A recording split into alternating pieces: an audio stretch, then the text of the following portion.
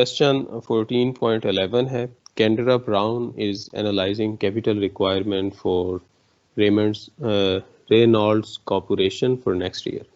Kendra forecasts that Reynolds will need 15 million to fund all of its positive NPV.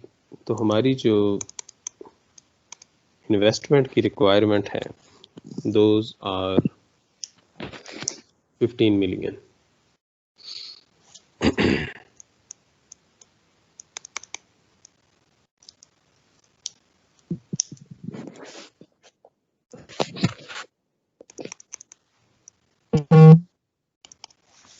Hello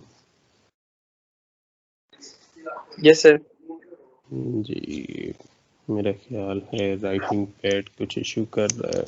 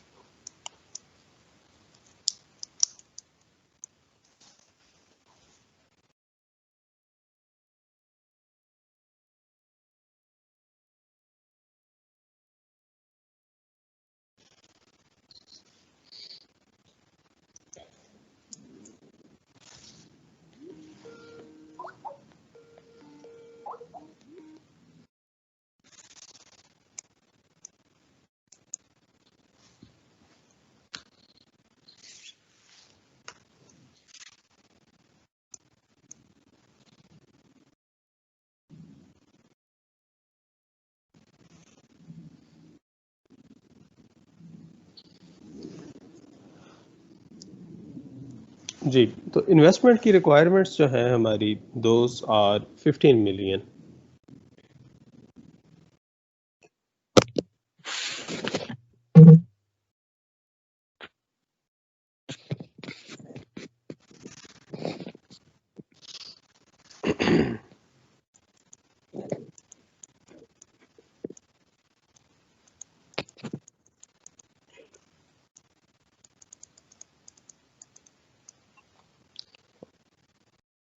And her job is to determine how to raise the money.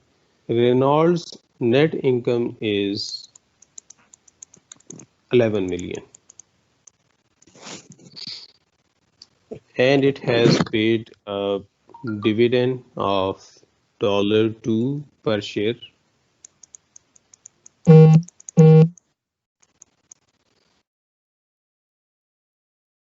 for the past several years और उसके जो number of shares हैं वो है 1 million.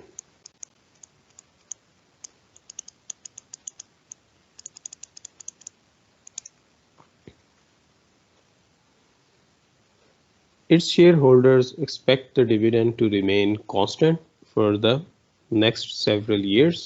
The company's target capital structure is 30% debt and 70% equity.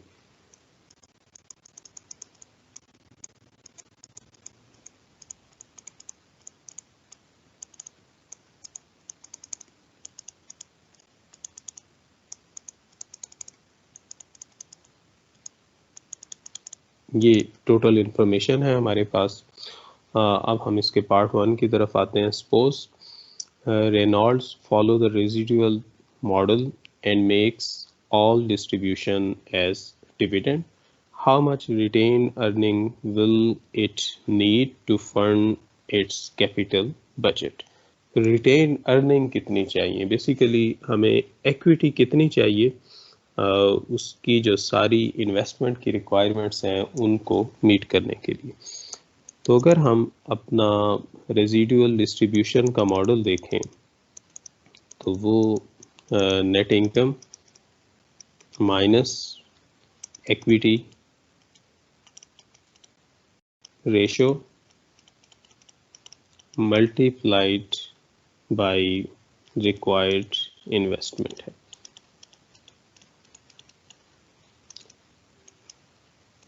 तो ये जो portion है हमारा ब्रैकेट के अंदर, ये हमारा रिक्वायर्ड एक्विटी का पोर्शन है। तो हमें सिर्फ इस पोर्शन की ज़रूरत है कि हमारी जो रिक्वायर्ड एक्विटी है वो कितनी है।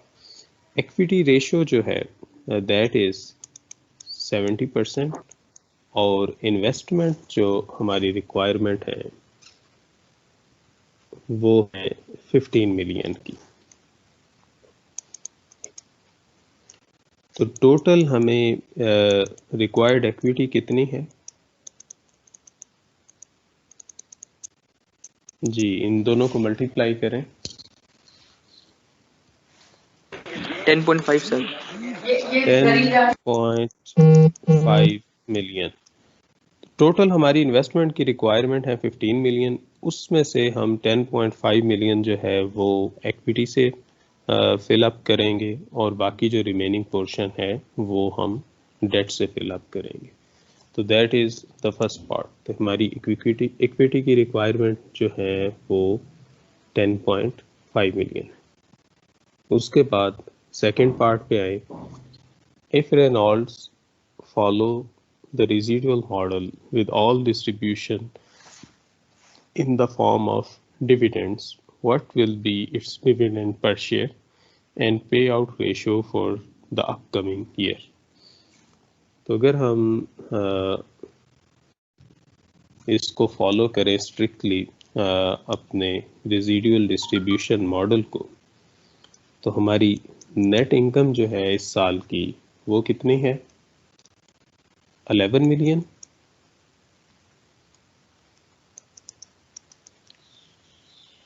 और उसमें से हम 10.5 मिलियन जो है वो इक्विटी यानी कि इन्वेस्टमेंट को दे देंगे। तो बाकी हमारे पास डिस्ट्रीब्यूशन के लिए कितना बच जाएगा 0.5 मिलियन। तो 0.5 मिलियन की मैक्सिमम डिस्ट्रीब्यूशन वो कर सकती है। अब अगर हमने डिविडेंड पर शेयर कैलकुलेट करना हो तो टोटल डिस्ट्रीब्यूशन है 0.5 मिलियन और नंबर ऑफ शेयर्स हैं हमारे 1 मिलियन। तो हर शेयर होल्डर को 0.5 डॉलर्स का डिविडेंड चला जाएगा। अगर हमने पे आउट कैलकुलेट करना हो, पे आउट रेशो,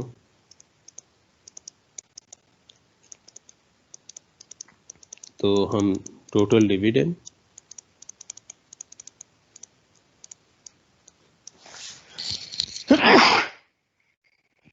इसको आप डिवाइड कर दें नेट इनकम के साथ।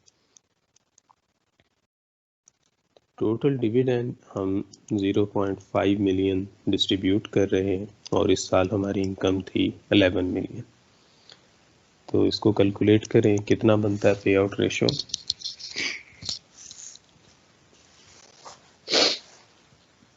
0.04545 0.045। अगर हम इसको परसेंटेज की फॉर्म में लिखना चाहें तो 4.5%। That is our payout ratio. So this is dividend per share and this is total payout ratio.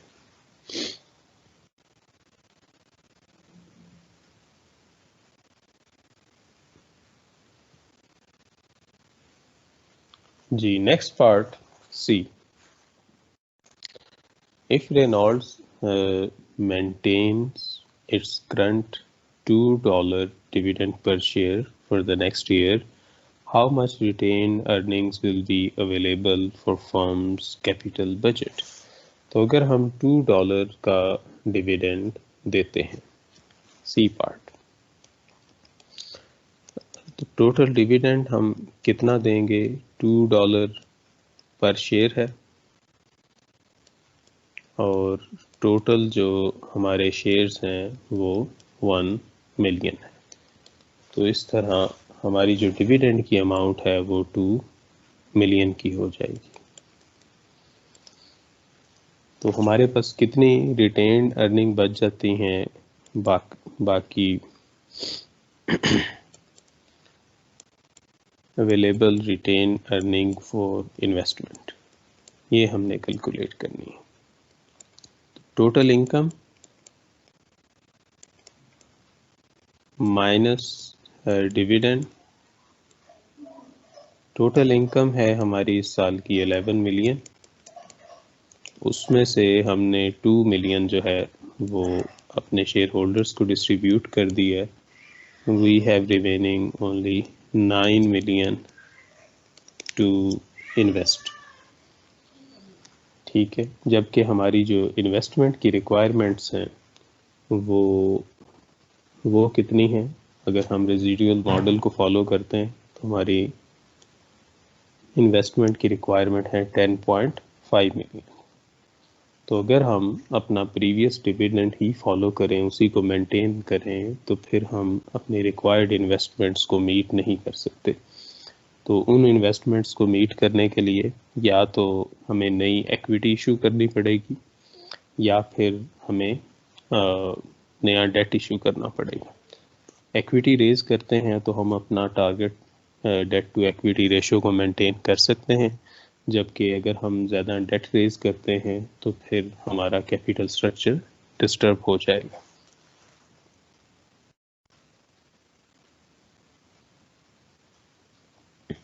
Ji, D part देखें। Can Reynolds maintain its current capital structure, maintain its current dividend per share, and maintain a $50 million capital budget without having to raise new common stock? Why or why not? क्या ख्याल है कि Reynold ये सब कुछ कर सकता है कि वो अपना करंट अपना करंट डिविडेंड लेवल भी मेंटेन रखे $2 का, और करंट कैपिटल स्ट्रक्चर भी मेंटेन रखे, और करंट जो है अपनी जो इन्वेस्टमेंट की रिक्वायरमेंट है उनको भी फुली मीट कर ले, और नया स्टॉक भी रेज ना करे? हो सकता है? सर मेरे ख्याल से तो नहीं हो सकता सर। नहीं हो सकता, क्योंकि अगर हम अपने करंट कैपिटल स्ट्रक्चर को अपने करंट जो डिविडेंड की प्रैक्टिस है, जो $2 का हम डिविडेंड दे रहे हैं हर शेयर होल्डर्स को, उसको अगर मेंटेन करते हैं तो हमारे पास बाकी सिर्फ 9 मिलियन बच जाते हैं इन्वेस्टमेंट के लिए, जबकि हमारी इन्वेस्टमेंट की रिक्वायरमेंट है 10.5 जो हमने इक्विटी से मीट करनी है। वैसे तो हमारी इन्वेस्टमेंट की रिक्वायरमेंट 15 मिलियन है। तो ये जो गैप आ रहा है अवेलेबल इक्विटी और रिक्वायर्ड इक्विटी में, इसको हम अगर तो डेट के ज़रिए फिल अप करते हैं तो हमारा करंट कैपिटल स्ट्रक्चर जो है वो डिस्टर्ब हो जाएगा। इक्विटी हम रेज नहीं कर सकते क्योंकि हमें क्वेश्चन में कंडीशन गिवन है।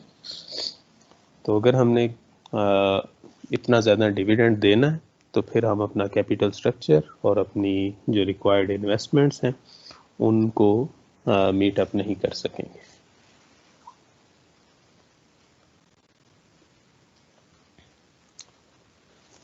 ई पार्ट को देखें आगे।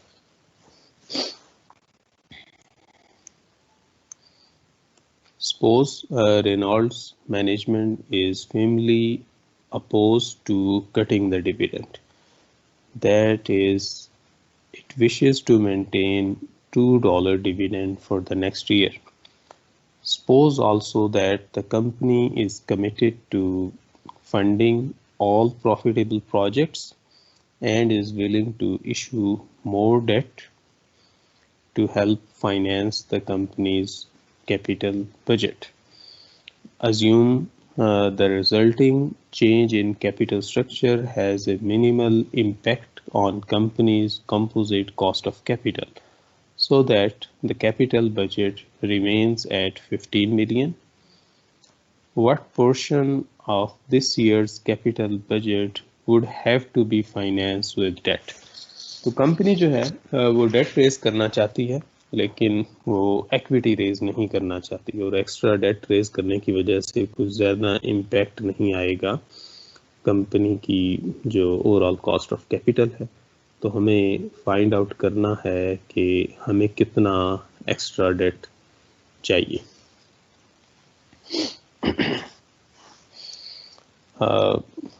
हमारी जो रिक्वायर्ड इन्वेस्टमेंट है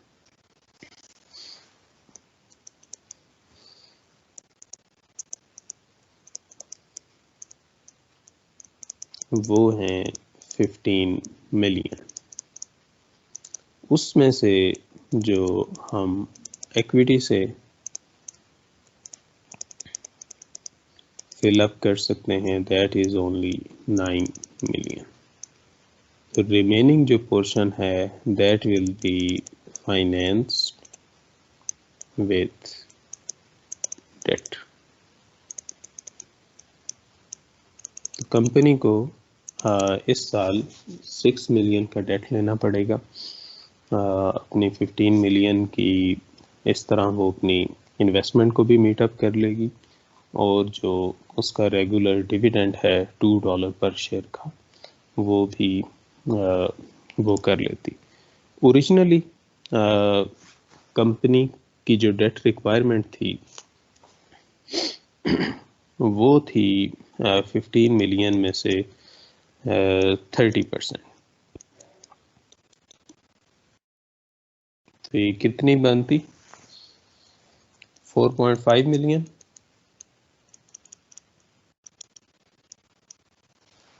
लेकिन अब क्योंकि हम डिविडेंड ज़्यादा दे रहे हैं लिहाजा हमारे पास जो कैश है या इक्विटी का पोर्शन है वो कम रह गया और हमें उसको फिल अप करना पड़ेगा विद डेट। सो हम जो है एक्स्ट्रा डेट रेज करेंगे 1.5 मिलियन का।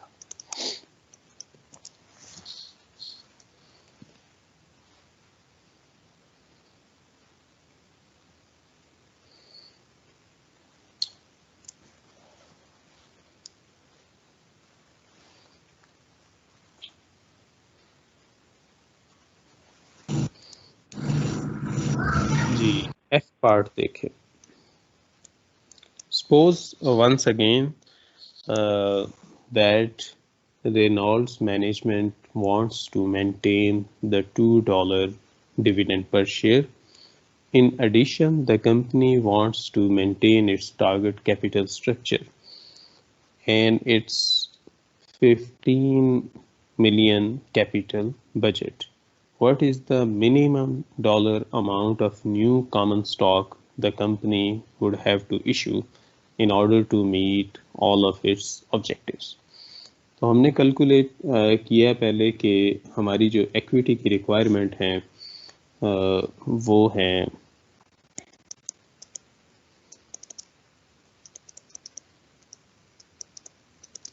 10.5 मिलियन की, जबकि जो अवेलेबल इक्विटी है after giving $2 dividend that is 9 million. So new stock issue जो हमें required है that is 1.5 million.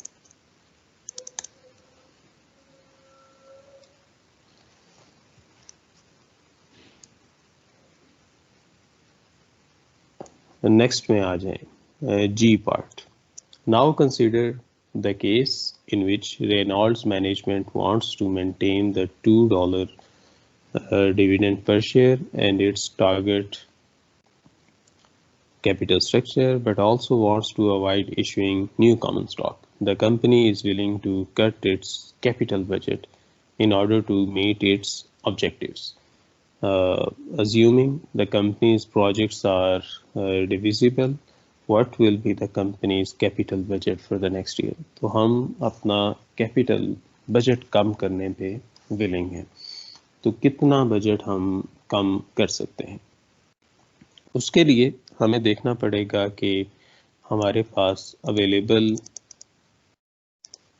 इक्विटी कितनी है जिसको हम कैपिटल बजट में यूज़ करेंगे, जो हमने पार्ट 1 में फार्मूला लगाया था, और मल्टीप्लाई इसको करें आप इक्विटी रेशो के साथ। सपोज हमें कैपिटल बजट नहीं पता, तो अवेलेबल इक्विटी हमें पता है we have 9 million. Capital budget जो है ये हम फाइंड आउट करना चाहते हैं कि कितना होना चाहिए, और इक्विटी रेशो हमें पता है जो हमने मेंटेन करनी है 70%। कैपिटल बजट फाइंड आउट करने के लिए हम सिंपली 9 को डिवाइड कर दें 0.7 से, तो आपके पास कैपिटल बजट आ जाएगा 12.86। 12.86। Yes sir. तो हम अगर अपने कैपिटल बजट को 15 मिलियन से ड्रॉप करके 12.86 मिलियन पे ले आए तो हम अपना $2 का डिविडेंड भी पे कर सकते हैं। अपना जो कैपिटल स्ट्रक्चर है 30% एक्विटी और 70% एक्विटी और 30% डेट, उसको भी मेंटेन कर सकते हैं। तो अब अगर आप इसकी बेसिस पे कैलकुलेट करें 70% एक्विटी, इसी का 70% लें, दैट विल बी 9 मिलियन, और 30% डेट इसका लें, डेट कितना आ रहा है 3.86, तो टोटल आपका ये 12.86 आ जाएगा। तो इस तरह हमारा कैपिटल स्ट्रक्चर जो है एग्जिस्टिंग, उसको भी मेंटेन कर सकते हैं आप, और अपना जो डिविडेंड है उसको भी मेंटेन कर सकते हैं। लेकिन जाहिर है इस ऑप्शन की भी एक कॉस्ट है कि आप कुछ जो आपके प्रॉफिटेबल प्रोजेक्ट्स थे उनको आप छोड़ रहे हैं, तो आपकी ग्रोथ ऑफ फर्म के अंदर प्रॉब्लम्स आ सकती हैं, वो स्लो डाउन हो सकती है। लास्ट पार्ट है इसका H.